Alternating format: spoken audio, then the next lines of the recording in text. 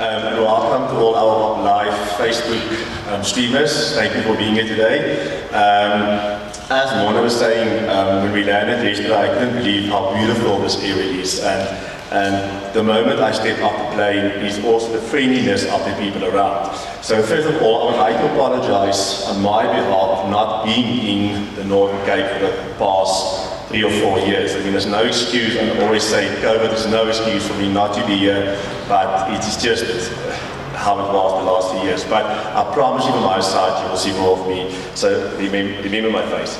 So as you were saying, my name is Stiaan Kotze. I'm responsible for all national post-border compliance. And national post-border compliance, that means everything inside South Africa, inside and nationally, all around, not provincially, everywhere. That means, Natalie, if I can quickly answer your question, what happened was when we started the normalization, the AIS species list in 2014, there was a decision made that we're going to put together a team called biosecurity. Now, biosecurity was, for example, permitting, it was compliance, and compliance was split into 2 different sections. At border, meaning all species coming into the country, and then post-border, dealing with what's in the country. That's what help. I'm trying to eradicate and trying people to manage the invasive species inside the country, but then yet you still have people bringing species into the country. But I think, help me if I'm correct, Karina, how many ports of entry do we have? It's ridiculous, 142 or something if I'm not mistaken. So there's so many ports of entry. But the capacity and the budget we had, we started with over Tambo. But as you know, people are clever. If they know there is border control at Tambo, we've got sniffer dogs, we've got X-ray machines, we've got inspectors there, then they start flying into Cape Town. If you start in Cape Town, they go to other areas. So unfortunately, on this stage, we've got people at Tambo, 30 deep, and on Syria, and we do have now and again these, we call the blitz operation, where we go to different ports of entry, and we just sit there and wait for what's coming in. People don't know about that. So I hope it more or less answers your question. This audience is very quiet. People, please just smile at me or just wave anything. Just look if you are happy to be here, because you guys are also friendly. Okay, so let's get into the meaty part of all of this. So as you can see, this is my unit behind me. So I'm the top little block there. That is my responsibility. So what happened was our previous minister, she delegated compliance powers to me. She delegated the compliance powers to the permitting section, which makes them the issuing authority, and me the competent authority. With that role, certain powers were given to you and what you can and cannot do. Okay, so within my unit, I've got one person responsible for the inland sections and one person responsible for all the coastal areas, so all provinces will be covered. And underneath them, we've got inspectors in all different provinces. So every single province should have an inspector. Unfortunately, the Northern Cape inspector resigned in the beginning of COVID. However, we did appoint another person that will be responsible for this area, and we also will be looking into the future of appointing more personnel for each region if that is at all possible. Then, sorry if I turn my neck around a little bit, because I know there's a lot of this is up there. So this is just the progress for what happened the last financial year and what we have done and what we have achieved. And as you can see on this, I'm going to take this mic out so I can turn it a little bit around as well. So you will see on this is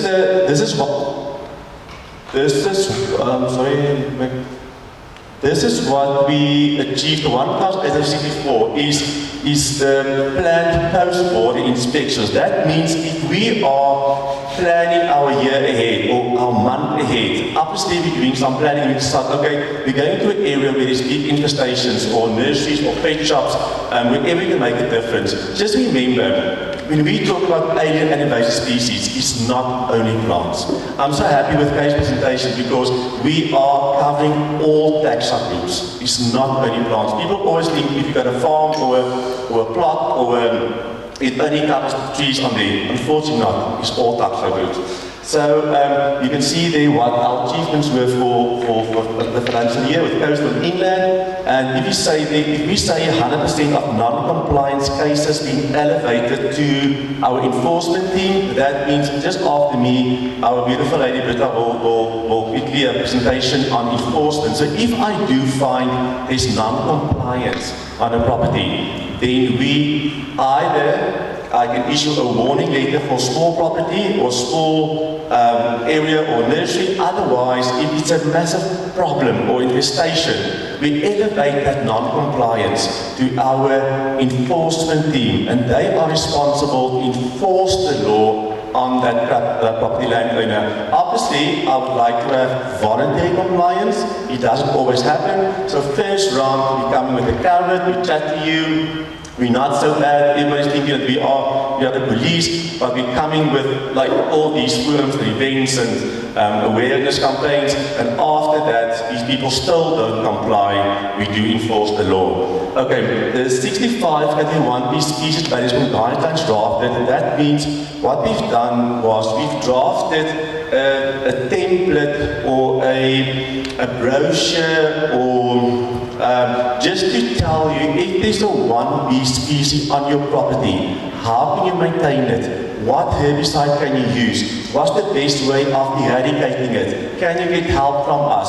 What does the species look like? So we've drafted 65 category 1B guidelines, so that is also available for you either on our website, or you can contact me and say, Stiaan, please send this to us. I've got this species, I've got this problem, and we're happy to assist you with that. Then 185 complaints inspected and registered. That means if we register a complaint on our system, we can follow up on it, tracking number, and see what's happening to that complaint, where is it. So a lot of people are calling my office every single day with a complaint and saying, Stiaan, I've got a neighbor, or I know this person is doing this, we've got ringneck parakeets at a pet shop, please follow up. So all of these complaints are registered with a number. We're also going to, I'm not sure if Kay or Monaise will speak after this at the end about the contact details for an invasive species. So on this stage, our minister decided that it is good for us to, if you would log a complaint, is to go to we've got a hotline, we've got email addresses to actually log a proper complaint. Because with this complaint, you will receive a number on how to track this. Otherwise, people are calling me mad about complaints. I don't mind people coming call. Seriously, if you want to call me at night and ask me a question, please do so, by all means. But if you log a complaint, it's logged on the system and we can track it from there. So what is the rules and responsibilities? I always say rules, but what is the responsibility of you as a landowner? And it might sound so harsh, but I always say to people, if you want to be a farmer, you should know the rules of being a farmer. If I want to be a doctor, I should know the rules of being a doctor. People come to say to me 10 years later, I still don't know. I didn't know. The Water Act said this, but I didn't know. NEMA said this, I don't know. Unfortunately, that's no excuse for us. Ignorance against the law is no excuse. However, ask. If there's something that you don't understand, ask me. Ask questions. Phone me. Use this forum as the opportunity to raise your hand and say, Stiaan, what can we do? How can we help? How can you help us? And so forth. Don't, when there's inspections happening on a property, don't come and say we didn't know, because unfortunately, it's not an excuse. You need to take steps to control and eradicate certain species on your property. I will go through the certain listed species in the next slide. You need to prevent all invasive species from spreading on your property. That means if you're a household, if you have a nursery, if you have a game farm, a farmer, you need to take measurements to minimize harm to biodiversity at the end. Tell me, is this the mic fine? Does that sound good? Okay. So, what do you call Kimberleys? I would say colleagues or what do you call people living in Kimberley? Is there something for that? Just okay, then we keep it at. Say again? Kimberlights. Oh, thank you. No groot latters, Kimberlights. Okay, thank you. Okay, email. So it quite sounds better, but thank you for that. Any case. So category 1A species, according to our list, is the species that need to be eradicated immediately. That is normally when government or working for water gets involved and they assist. Remember many years ago, they started the Working for Water project, where they spent over 6 billion rand of taxpayers' money on a 3 to 5 year budget period to eradicate certain species on properties. So what happened was, after that, is they decided that we can't just keep on spending taxpayers' money, but then after this land has been handed back to a landowner, they still do not comply. That is when we came in and said, listen guys, let's just focus on that land. Let's start to help the landowners and guide them onto compliance. So 1A species is species where you need to eradicate the species immediately on your property. A 1B species is a species where it needs to be managed and controlled. That means if it is there, it can't spread, you can't transport it. If it dies, you can't replant it. Okay. Category 2 species are species where in the permit form, Ronaldo has touched on that, and he's touched on category 3 species that's regulated by activity. But I think we're all clear on the permitting of category 2 species. Okay, the control methods must be permitted for the listed species and environment, and the should the land will not comply, then obviously legal steps will be taken. So this why are listed plants? So obviously we are in the Northern Cape now. We know there's a lot of game farms here, and we are focusing on Kotze, and people will talk about that. But the majority of the infestations we experience in areas are obviously trees and plants. And the reason for that is that Africa is a sub-Saharan country with a big drought. And as you experienced in 2015, I think, you had a big drought in the Northern Cape. So that is why we try to eradicate a lot of species in catchment areas. So invasive plants reduce water flow and water quality, and already cause the loss of 5% of South Africa's annual rainfall. Okay, so biodiversity, invasive species outcompete with our indigenous species. A lot of our species are coming from Australia or South America or from Europe, and they do not have a biological, not a predator, what's the right one before, that can eradicate them themselves. So for South Africa, it is very important that we as Africans do our bit in eradicating, because we've got a lot of protected species in this country that need to be protected. And then also soil, invasive species modify soil, and then cause erosion. You will also see that a lot of sunroll used to plant in the older days blue gums and wattles against a lot of these slopes to keep the banks stationary or the banks solid. I mean, me, myself, living in Seaport, Cape Town, and the back of the mountain, we've had a massive, they call it fire and a windbreak of all these invasive species growing there, but that was planted in the older days as the wind fire, because nothing grows under, for example, eucalyptus trees. The fire is supposed to stop there, but one thing they call fire is actually much worse. And then as you can see, they burn 10 times harder than our indigenous fables. Okay, colleagues, I'm going to quickly just a little bit around, because I'm taking this out of NEMBA as it is. This is very important, these sections. I'm going to read it to you because this is coming straight out of our legal document.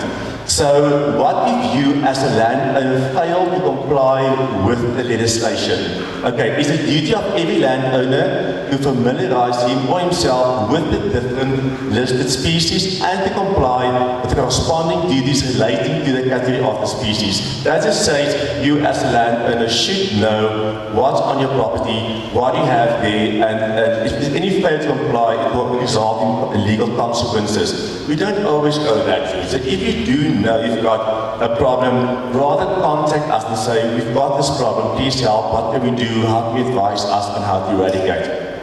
A landowner or a person is guilty of an offence when failing to report listed invasive species. So NEMBA is also saying that you as a landowner should report your alien invasive species to the countries competent authority. So it's not for us now to go follow up and give you fines. That is not the idea. The idea from that was to say, where do we have problems? What problems do we have? What's the different species we're dealing with, so we can start mapping that and start helping and assisting from our side as well. Take steps to control this species, prevent it from spreading, and take all requirements steps to prevent or minimize harm to biodiversity, or undertake restricted activities without a permit. Okay, points to consider: certain species may require a permit to remain in the place. The NEM regulations require certain species that border a protected area to be cleared, while others might exempt them from provision. So what this is saying, people always say to me, Stiaan, with this, if you're saying to me, I must eradicate, I can't bankrupt myself. I don't have millions of land to start clearing. That's not what I'm saying. And I'm not expecting people to go and just clear the whole property. What I'm saying is this: draw up a management plan for your property. If you have a 10-hectare property, draw up a small plan and prioritize your areas. Say, what is the most important areas for me to start with my eradication plan? So what I normally advise is, if you're bordering one of our national parks, that's a priority. If you have invasive species in a catchment area, dam, river, stream, that is a priority. And if it is a fire hazard, then it is a priority. I'm always saying to colleagues as well, people say to me, Stiaan, you're telling us now, you must go and clean, but what about your own land? Right? Yes, we're also dealing with state land. So then they say to municipalities, or even to some parks, if you have to start doing control plans, we call them monitoring, control and eradication plans for organs of state, protected areas and all national parks. They need to prioritize as well in a 3-year cycle of where are they going to start with the eradication and management. What are they going to do? What are their positions? And we will guide them. I even went so far is to draft a management plan template. So if you ever want to have a template format, you contact me, I will share that. And you just put your information in there. So that is some of the help that I can provide you with. So there are many indigenous and non-invasive species that can be planted instead of the invasive species, and obviously your local nursery can help you with the list of that. And then, oh, no, can't be. I was like, I hope it's longer. Are there any questions? Please, come.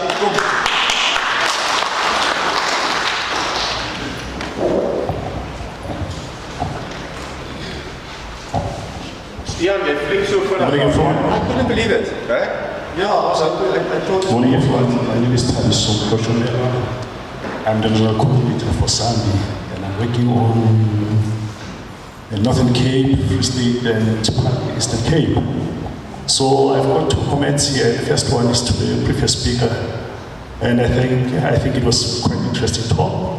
And there's something interesting. He said people are doing risk analysis. We have got this risk analysis framework published. Anyone who's interested in it is online. It has been tested and is very reversible. South Africa, I think, is for the first time with such a criteria for deciding which species should go into which category. So Sambi is working on that. The next question or comment, I would like to know why you're not referring to the new regulations that have been promulgated last year, I think 2020. So I see you are referring to 2014 ones. Wasn't there any revisions that have been effected in the legislation code that you are proceeding about? Thank you. Thank you. So Shika, is there anything else to answer on the legislation? Remember, it was published in 2014, the regional name legislation, and we're still referring back to 2014. Yes, there was amendments made. There's certain amendments, I'm not sure how we can circulate that amendments. Kay, do you know how we can circulate the amendments that was through the legislation, through this forum, or it was published? So it's downloadable. Downloadable at www.invasives.org.za. All the legislation is downloadable. Okay, just repeat that, please. All the legislation is downloadable at www.invasives.org.za. The invasives has an S at the end of it. That particular website has all the legislation, and you can just download all the latest legislation. Colleagues, please also take my number. My mobile number is there. Please take it. I don't mind at all. It's 082 447 4077. Any other questions for me in compliance?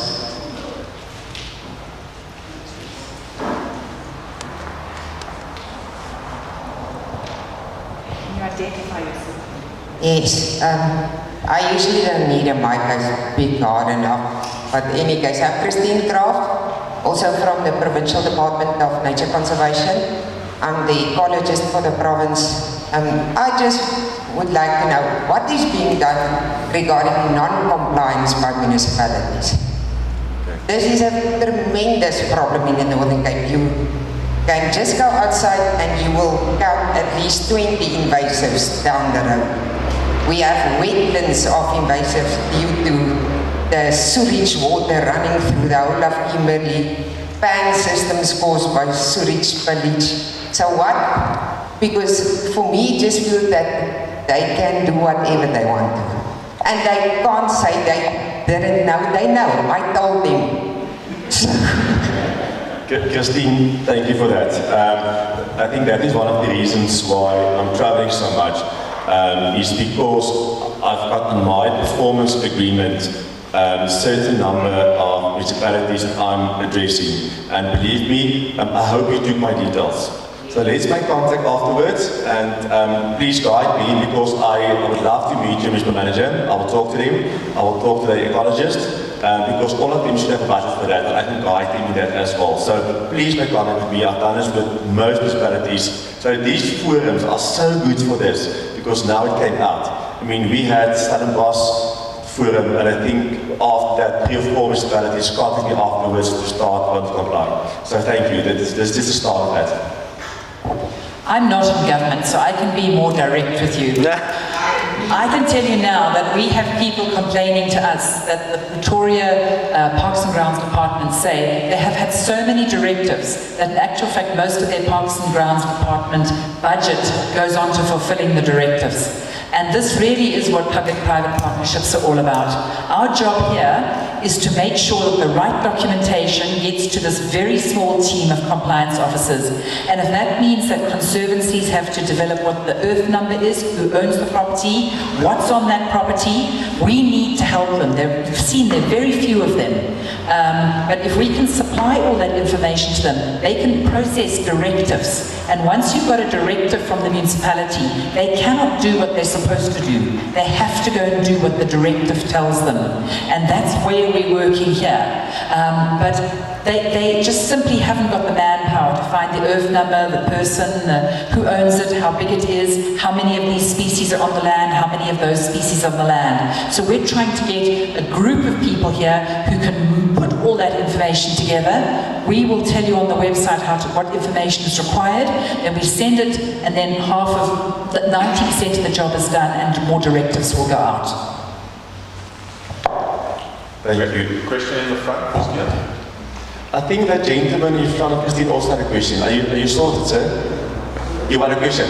Sorry, that gentleman was actually just before, just after Christine was that gentleman back there. But doesn't? Hello, everyone. My name is Brita Makananisa. I'm from the Department Biodiversity Enforcement Section. I just wanted to answer the lady at the back with regards to the municipalities. As Stiaan has already told you that they give us the inspection reports and we issue notices. So I just wanted to tell her that we have issued some of the notices to some of the municipalities around here. And then we have received some of the control plans from the municipalities. And the reason why you not see anything being done sometimes is that we can't just tell the owner to clear the property now because they have received the directive. We do give them some time because this thing involves money. You might find out that we have approved a plan for 5 years. So, and then we only looking at that plan and see how we determine if the person is complying when we're looking at that plan. So it is not an immediate thing. I don't know if you feel answered correctly or what. Yeah, now I understand what you're saying. It's just, this hasn't been a 5-year thing. This is many years coming. Many of the properties are municipal soil that they are destroying through non-compliance with so many legislations. We cannot hear on Facebook. We get complaints. They can't hear unless you can't talk unless you're in the mic. Okay, thanks Christine. You will make contact with me and we will discuss this further. Gentleman right, with the mic, gentleman right there to your left. There we go. Thank you. Good afternoon. I just have a question. You see, at times when you, like, there's developments in Kimberley, like with the university and stuff, what's the way on going on new species being planted, like a common invasive in Northern Cape is prosopis, and then you find people planting jacaranda and black wattles. How do you go about that? Because, I mean, not everybody can call you and complain. Is there a platform whereby those things are being monitored on new developed properties? Actually, I would prefer if you call me and complain, because we can't be everywhere. Like I said, the capacity we've got in the Northern Cape is massive.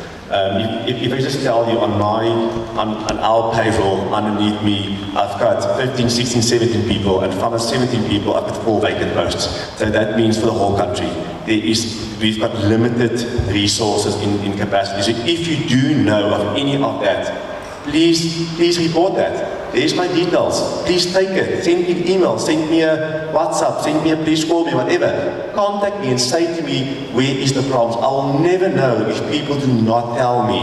If you can go to, obviously, our websites and our complaint areas, please do that. If you feel more you want to contact me in person, please do so. I really don't mind people contacting me. So please, sir, don't mind. Question, sir? Good morning. My name is Massimo Mattuncini. I am from Salt Lake Municipality. We are a group from Salt Lake that's here this morning. I just want to mention, yes, there are problems. And there are various barriers to the management of prosopis and other invasive species within Salt Lake. We are doing as much as we can, I can promise you, to try and address the problem. Together with our eradication plan, we also have KPIs on our SDBID. We will address prosopis. We've submitted a funding proposal for the eradication and management of alien invasive species, and it's reported in CAPEX, our capital expenditure for the coming fiscal year. So if anyone wants to contact me on what we're doing, and what the progress is and what the plans are for the future, they're welcome to. I'm with Salt Lake, I'm manager parks. I will leave my details somewhere and they can contact me regarding this. But we are working with everyone, and it's an excellent place to be this morning, that we can discuss this and come together and see if we can find solutions to problems in Kimberley and surrounding areas. Thank you. Can I quickly ask you, before you give the mic back, does that include drawing up a control plan for your... Okay. Yes, absolutely. We are busy with that, together with Francis Bar District Municipality and the Provincial Department of Forestry, Environment and Fisheries. So yes, we are progressing extremely well with this. As I said, we can show you what we've been doing, how we've been controlling prosopis, but again, economic factors. We have various issues within municipalities. People know what the situation currently in Kimberley is with our municipality. We're trying our best to deal with the problems that we have. Thank you. Thank you. Lady in the front here, please.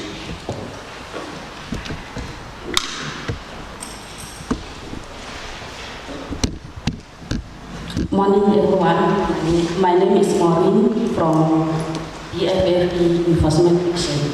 I just want to respond to the lady who was talking about the municipality. I was here last week. We have issued some pre-directives to local municipalities, and I was here last week doing follow-ups. What we have found is that you are through the local municipalities, they are not complying, and then there are items that they don't have, the reason they are not complying is that they don't have environmental officers. So they don't know what to do in terms of the directives that you have given to them. And they are also saying that it's not all their mandate to control the alien invasive species. It's the district one, the district local municipality. But then our next plan is that we are going to engage the district municipality and the MM for the municipal manager for the local municipalities, and then we are going to find out who's responsible, and then we'll take it from there. Thank you. We had another hand raised. Where I see a hand. No more questions for Stiaan? I am leaving lunchtime, so please, if you do have a question that's in the back of your mind bothering you, please find me over tea time or just call me to the side and go outside with me and have a chat. I'm happy to discuss further or please use my details. Thank you so much.